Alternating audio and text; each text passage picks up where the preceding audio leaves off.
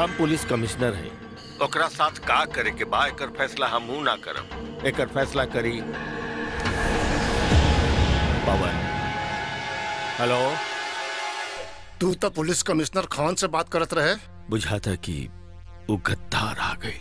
साला तू है पुलिस का मुखबिर।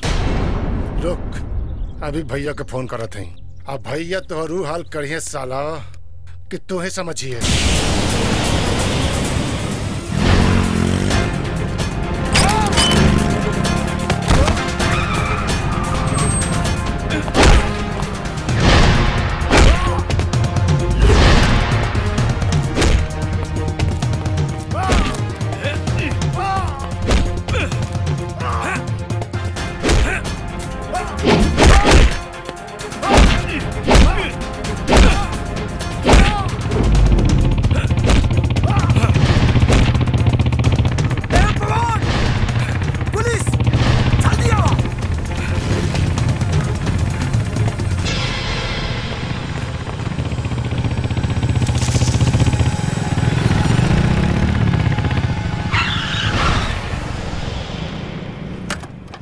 कृष्णा गाड़ी लो।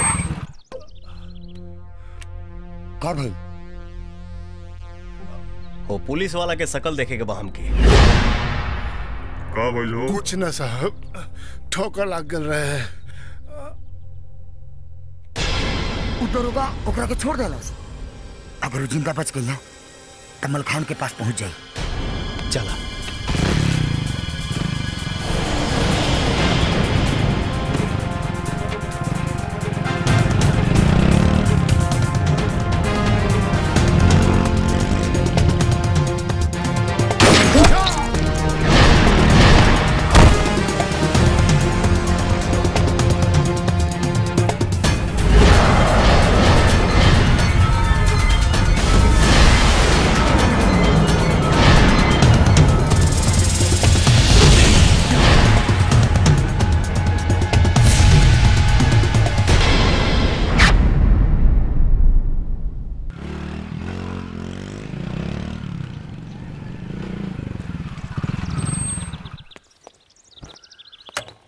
तू पागल हवा का?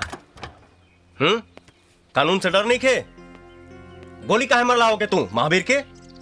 अगर ना मरले रहती ना तो तहर का हाल करी तू जानता रहा है। तू मलखान खाती काम करेला ना? बोला बोला काहे नहीं खा? देखा दोस्त, तू जितना जल्दी हो सके मलखान के साया से भी दूर हो जा, ना तो अगर फंस गिला ना तब निकले के रास्ता तक ना मिली। जे पॉइंट से आवेला वो पॉइंट में पेशाब करे खातिर रास्ता भी बनावेला। और रास्ता सोच ले बनी हम। समय आई तो बता दे तो के, चिंता मत करा। पागल ना, एकदम ना। अभी कुछ करे के जरूरत नहीं खे बेटा। काहे से कि गद्दार के पता चल गई बा और ओकर अब हमनी के अपना तरीका से इस्तेमाल करब जा। और अगर तोहरा बारे में पता चल गई तो हम खुद ओके गोली मार दे। भाई जी चाहिए पी के जाई।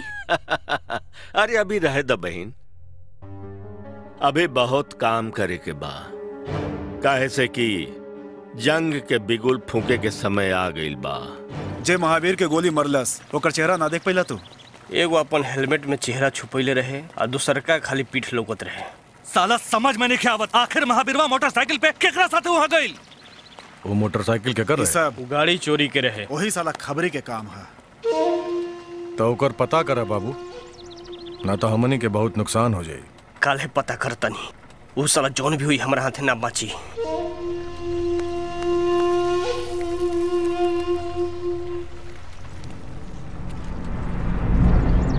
हाँ हाँ ठीक बा। हेलो आदाब।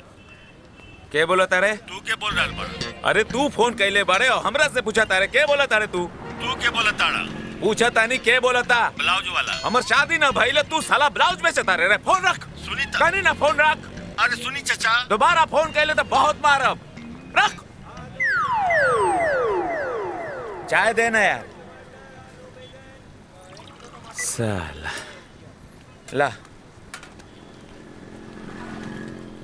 का चाय बनैले बड़े यार, ठीक से चाय नहीं खे बनावे आवे तोरा। अपन शक्ल की तरह चाय बनैले बड़े एकदम हैं। एक तो रॉन्ग नंबर से परेशान बानी, ऊपर से तू हैले पकड़, ठीक से बनाओ ना तो चाय के दुकाने उलट दे। बुरबक ए अंदरा है का रे? गलती साला पॉकेट मार नहीं, थोड़ा हाथ लग गई ऐसे बस। पॉकेट मार रहे पॉकेट रे हैं मार के से दे अरे मार बाप रे।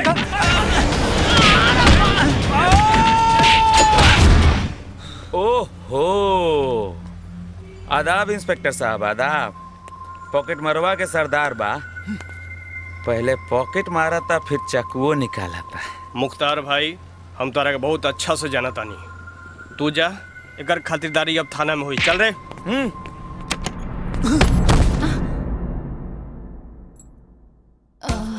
बाप रे, कौना देश के जेल है, बड़ा निमन गेट बा। दरोगा जी, अगर हम जानती जे थाना इतना खूबसूरत होला, माँ कसम 4 दिन पहले से बेड उड लेके आके ही जी पड़ा रहती। ए ढेर चन हो जान बैठ। मोहिनी, हमरा जिंदगी या मौत के सवाल बा, का तू हमरा ला वो काम करबू? तहरा खातिर तो हम जान भी दे सकतानी, बोला का करे के बा?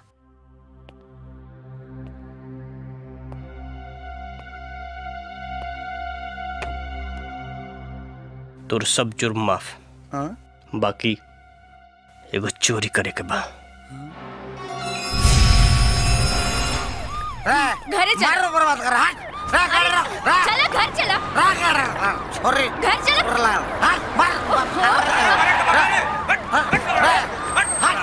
अरे चल बगी ना,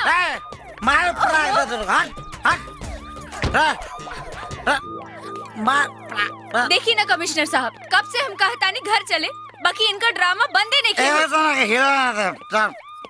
ए लड़के, एका सड़क पर तमाशा हो रहा बा। गलती हो गया साहब, गलती हो गई साहब, गलती हो गई साहब। इडियट, दूर हटा।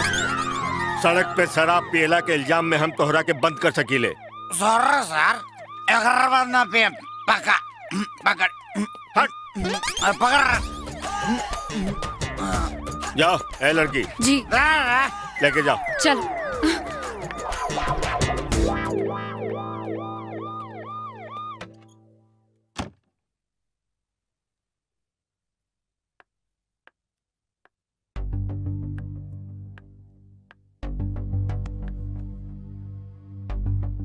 ई कमिश्नर साहब के मोबाइल है, का देखा तड़ाई में? 22 तारीख के मित्तलवा के अपहरण भई रहे, तहु मुखबिर के फोन आइल। 22 तारीख के 11 बजे तक खाली एगो फोन आइल बा। ई तक कोनो मुन्ना के फोन है। बाबूजी की तो तू देखते बाड़ा, उन्हीं के चलते बिरजू बिगड़ गई। चोरी चकारी के पैसा से तो घर नानो चलाइब, यही से कपड़ा सिए लगली। भगवान से मनाओ सुंदरी की हमार काम पूरा हो जाए, ओकरा बाद तो हम चोर मंडली के सुधारिए दे। अच्छा तू काम का करेला? ई तो तू कभी